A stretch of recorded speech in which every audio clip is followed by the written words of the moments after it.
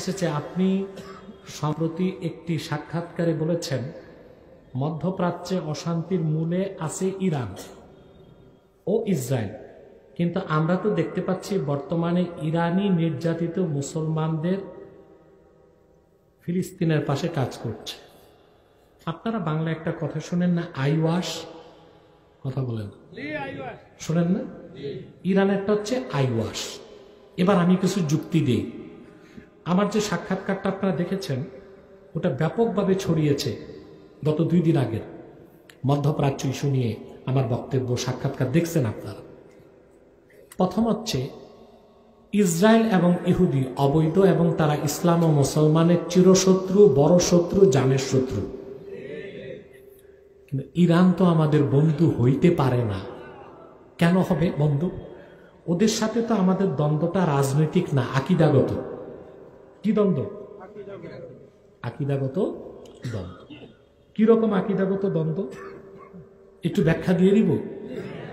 Iran রাষ্ট্রটা চালায় শিয়া সম্প্রদায়, শিয়া। এই শিয়ারা 12 ভাগ।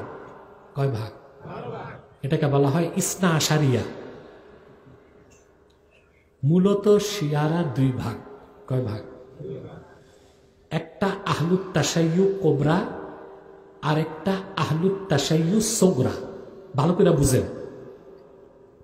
আহলুত তাশাইয়ু কোবরা যারা বড় শিয়া, ওদের আকীদা কি শুনবেন? বলবো। কোরআন শরীফে ওরা মনে করে আল্লাহর কোরআনে রদ বদল হয়েছে। আল্লাহর কোরআনে রদ বদল হয়েছে যারা বলে তারা মুসলমান না কাফের? এরা ইরানে আল্লাহর কোরআন দেখে কোরআন ছাপাইছে। ওইখানে একটা সূরার নাম দিছে সূরাতুল ওয়ালায়া। নাউজুবিল্লাহ। কোরআন শরীফে সূরাতুল ওয়ালায়া নামে সূরা আছে। এটা কোন সূরা জানেন? সূরাতুল ইনশিরাহ, আলাম নাশরা।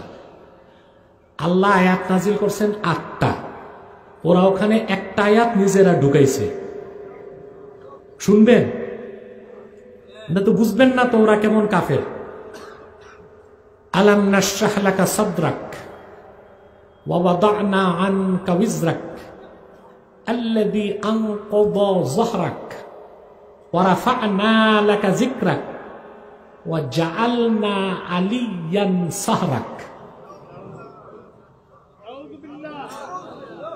এই একটা আয়াত তারা কোরআন শরীফে ঢুকেছে। এভাবে অসংখ্য আয়াত বানায় ঢুকাইতে চাইছে আর অসংখ্য কোরআনের আয়াত বের করতে চাইছে।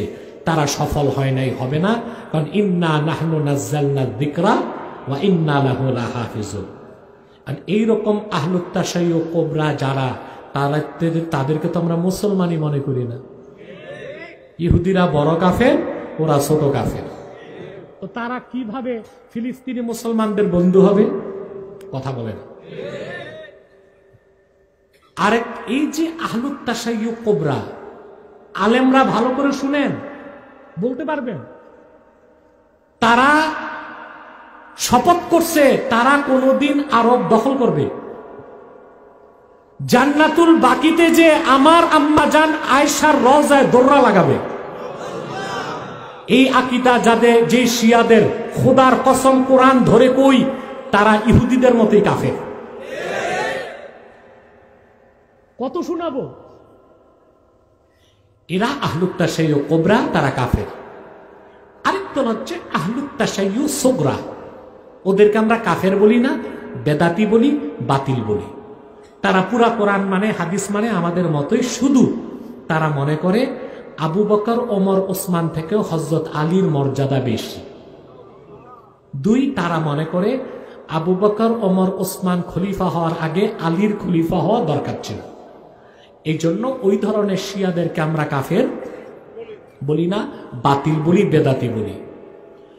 ইরানে যে আগে প্রেসিডেন্ট ছিল আহমদি নেজাদ, ওই লোকটা ছিল আহলুত তাশাইয়ু সোগরা, তাকে আমরা কাফের বলি না। কিন্তু বর্তমান যে প্রেসিডেন্ট রাইসি, সে হচ্ছে আহলুত তাশাইয়ু কোবরা। সে যখন প্রধান বিচারপতি ছিল তেহরানে, তখন 6000 এন্টি শিয়াকে ফাঁসির রায় দিয়ে হত্যা করছে। অতএব ইরানের রাষ্ট্র পরিচালনায় আহলুত তাশাইয়ুর কোবরাও আছে, আহলুত তাশাইয়ুর সোগরাও আছে। তারা কোনোদিন আরবি মুসলিমদের বন্ধু হতে পারে না। এই জন্য আমি বলছি মধ্যপ্রাচ্যে অশান্তির মূলে 1 নম্বরে ইসরায়েল, 2 নম্বরে ইরান। 2 ইউটিউবার তোমরা খেয়াল করতেছো? 2 সৌদির যুবরাজ বিন সালমান ইয়ামানে হামলা করছে, শুনছেন? হুতিদের উপর। কেন করছে ভাই? কারণটা কি খুঁজছেন কোনোদিন? শুধু গালিগালাজ করেন, বিন সালমান মুসলমান মারতেছে। কেন করছে? ইয়ামান 2 ভাগে বিভক্ত। হুতিরা এখন যে নিয়ন্ত্রণ নিচ্ছে, এই জায়গার প্রেসিডেন্ট ছিলেন আব্দুল হাদি, তিনি একজন সুন্নি মুসলিম। ইরানের প্ররোচনায় হুতিরা তাকে নির্বাসিত করছে, তিনি এখন থাকেন সৌদি আরবে। তো আরব সরকার কোনোদিন চাইবে না যে সৌদি আরবের পাশে ইয়ামানের মতো একটা আরবি দেশ, মুসলিম দেশ রাষ্ট্র ক্ষমতায় শিয়ারা যাক। এটা কি চাওয়া উচিত হবে? এজন্যই হুতিদেরকে দমন করা হয়েছে। 3 আপনারা জানেন 2014 সালে বাহরাইনে শিয়ারা আপনার রাষ্ট্র ক্ষমতা দখল করতে চাইছে। কোথায়? বাহরাইনে। তখন সৌদি আরবের রয়্যাল ফোর্স যে বাহরাইনের শাসককে রক্ষা করছে, সুন্নিদের হাতে এখন পর্যন্ত বাহরাইন আছে। আসেন, হুতিরা ক্ষেপণাস্ত্র মারছে ইসরায়েলে, তারা বিনা অনুমতিতে সৌদির আকাশ ব্যবহার করছে। কেন? এটা কি বৈধ কাজ? সৌদি আরবের আকাশের উপর দিয়ে আকাশ ব্যবহার করে তারা ইসরায়েলে ক্ষেপণাস্ত্র কেন মারবে? ইরানের এবং হুতিদের ঘাঁটি তো সিরিয়াতে আছে, সিরিয়ার পাশেই তো ইসরায়েল। তো সিরিয়া থেকে হামলা না করে ইরান থেকে 1400 মাইল দূরে ইসরায়েল, ইয়ামান থেকে সৌদি আরবের আকাশকে ব্যবহার করার অর্থই হচ্ছে ইরান চেয়েছিল মধ্যপ্রাচ্যের যুদ্ধে সরাসরি সৌদি আরব জড়ায় যাক। তাহলে সেই ইরানকে কি আমরা মধ্যপ্রাচ্যে মুসলমানদের বন্ধু মনে করতে পারি? আসেন, জন্মের পর থেকেই শুনি ইসরায়েল আর ইরান দ্বন্দ্ব। তো ইরান কেন ইসরায়েলে হামলা করে না? ইসরায়েল কেন ইরানে হামলা করে না? আপনারা জানেন প্রেসিডেন্ট সাদ্দাম হোসেন তিনি ইরাকে নিউক্লিয়ার প্ল্যান্ট, অ্যাটম বোমা বানানোর সবকিছু করে ফেলছিল। কে? 1981 সালে এই ইসরায়েলের ইহুদিরা সরাসরি ফাইটার নিয়ে ইরাকে এসে ইরাকের নিউক্লিয়ার প্ল্যান্টকে ধ্বংস করে দিছে। সেজন্য সাদ্দাম আর অ্যাটম বানাইতে পারে নাই। যদি অ্যাটম বানাইতে পারত, সাদ্দামের লাঠির চোটে ইসরায়েল নামক রাষ্ট্র 80-র দশকেই মুছে যেত। কিন্তু ইরান তো অ্যাটম বোম বানায় ফেলছে। সেই ইরানে ইসরায়েল কেন হামলা করে না? ইরানের নেতা আর ইসরায়েলের ইহুদি নেতারা ঈদুল বিড়াল খেলা খেলতেছে। অর্থাৎ ইরান চায় আরবের মুসলিমরা যুদ্ধ করবে, জীবন দিবে, ইসরায়েলকে ধ্বংস করবে, আর খেলা খেলবে ইরান। না, এই সুযোগ আরবের নেতারা দিবে না। আমরা বাঙালি ডাইল ভাত খাই তো মোটা মাথা, এই জন্য বুঝি না। কিন্তু যারা আরব দেশের নেতা, সৌদি আরবের বাদশাহ এবং তার ছেলে বিন সালমান, তারপরে কাতারের বাদশাহ, ওমানের বাদশাহ, তারা তো বাদশাহী দেমাগ, তারা বুঝে শুনেই কাজ করে। তারপর ইরানের পক্ষ থেকে বলা হয়েছিল ইসরায়েল যদি গাজায় স্থল অভিযান চালায়, ইরান সরাসরি যুদ্ধে যাবে। এখন পর্যন্ত 6 সপ্তাহ হয়ে গেছে, ইরান ইসরায়েলে কেন হামলা করে নাই? তাহলে বোঝা যায় দাল মে কুছ কালা হ্যায়, ঠিক না? বহুত কথা আছে ভাই, এগুলো আপনারা যারা গবেষক না তারা বুঝবেন না। এই জন্য আমি বলছি মধ্যপ্রাচ্যে অশান্তির মূলে ইহুদি ইসরায়েল, 2 নম্বরে হচ্ছে ইরান। আমাদের দেশের হুজুগে বাঙ্গাল না বুঝেই ভাল ভারে, যে ইরান সহযোগিতা করতেছে। ইরান সহযোগিতা করবে না তো কি করবে? ইরান চাচ্ছে মধ্যপ্রাচ্যে সুপার পাওয়ার হইতে। সে যদি ইসরায়েলের বিরোধিতা না করে তো মুসলিম দুনিয়া তো তাকে সুপার পাওয়ারের স্বীকৃতি দিবে না। এই জন্য সে ইরানের বিরুদ্ধে বড় বড় হুমকি দেয়, হুতিদেরকে দিয়ে প্রক্সি যুদ্ধ করে, হিজবুল্লাহকে দিয়ে প্রক্সি যুদ্ধ করে। কিন্তু ইরান তো ওয়াদা করেছিল সরাসরি সে ইসরায়েলে হামলা করবে, করে নেই কেন? প্রশ্ন কি না?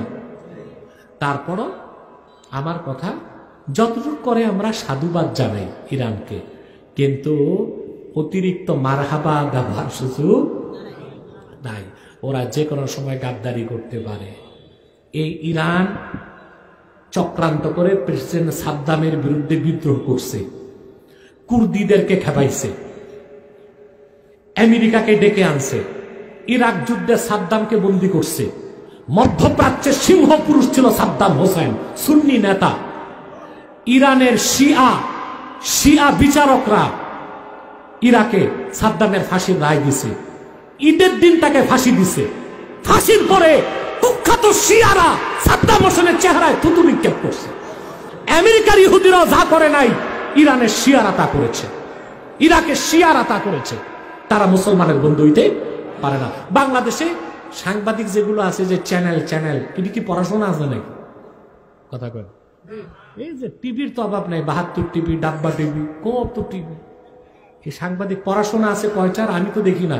জার্নালিজম, সাংবাদিকতা বুঝে, খবর একটা পায়, ওইটারই কন্টেন্ট বানায় ছড়ায়।